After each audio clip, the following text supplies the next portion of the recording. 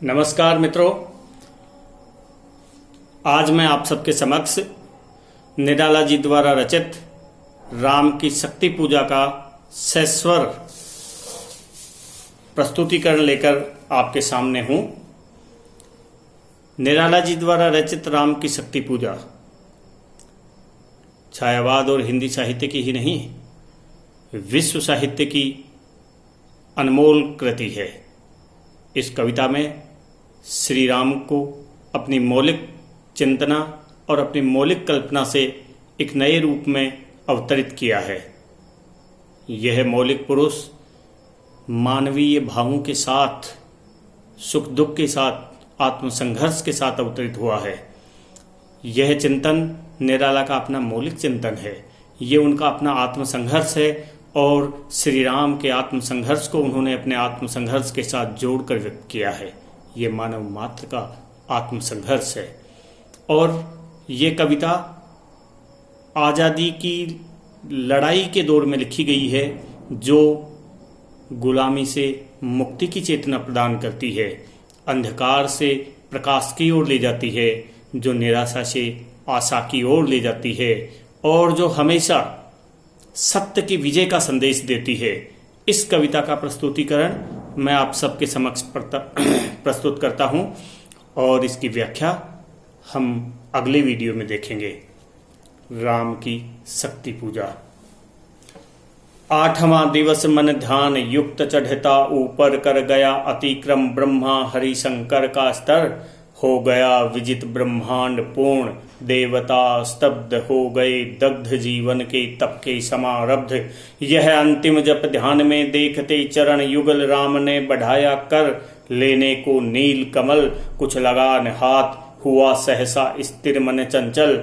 ध्यान की भूमि से उतरे खोले पलक विमल, देखा वह रिक्त स्थान यह जप का पूर्ण समय।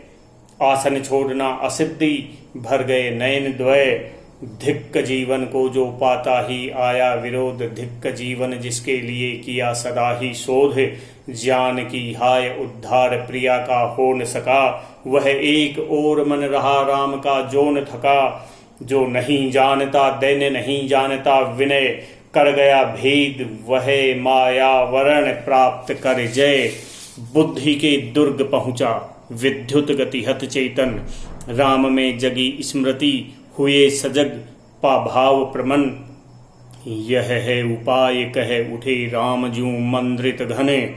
कहती थी माता मुझे सदा राजीव नयन, दो नील कमल हैं शेष अभी यह पुरस्चरण।